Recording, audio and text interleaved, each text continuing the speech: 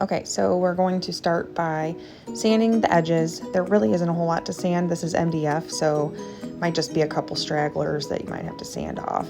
We're going to separate the two plies. This is really important. This is kind of tricky. I start in the corner and kind of tear it a little bit to separate them, but you want to make sure that you separate the two pieces from each other. So there's a white piece and then the decorative piece. And you just kind of slowly pull it apart. It should pull apart pretty easily. Just get rid of that white one. I just kind of lay it out, kind of fold out some of those creases a little bit. And then you're going to take the Mod Podge and you're just basically going to put on a good thin coat. You don't want it so thin that it dries pretty quickly, but you don't really want it too much so that there's like no white areas, basically. Just a good clear coverage. You can see like the shimmer, when you hold it up against the light. I did the edges just because you can, fold the napkin over and let that dry on there. And I just kind of came back in and added a little bit more and just place that napkin.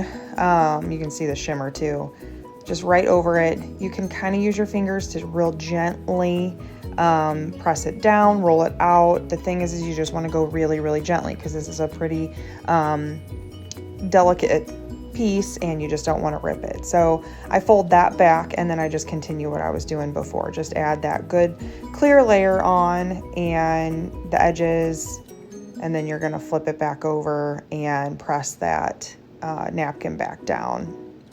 And I did the edges here, you can see. I don't know that I would have done the edges again, honestly.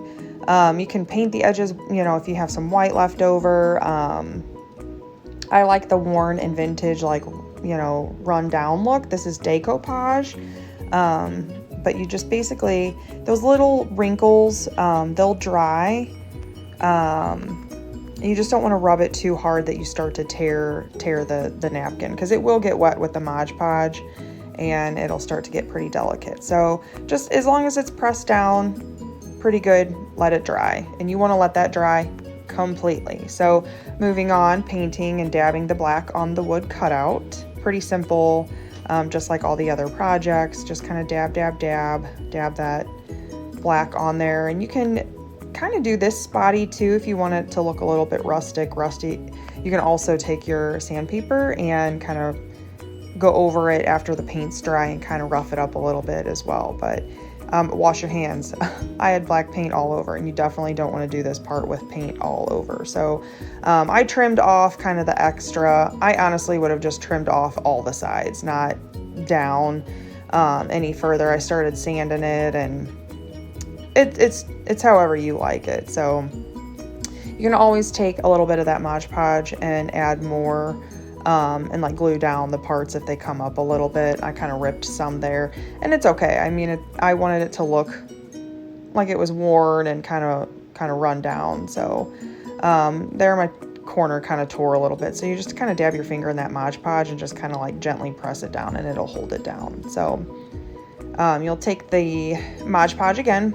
I used the end of my sponge here, and then I used my finger to kind of spread it around, but just kind of apply it to the back of that hello wood cutout. And I kind of smoothed it out with my finger, and then just place it down on your board wherever you want. You can do center, you can do the top, the bottom.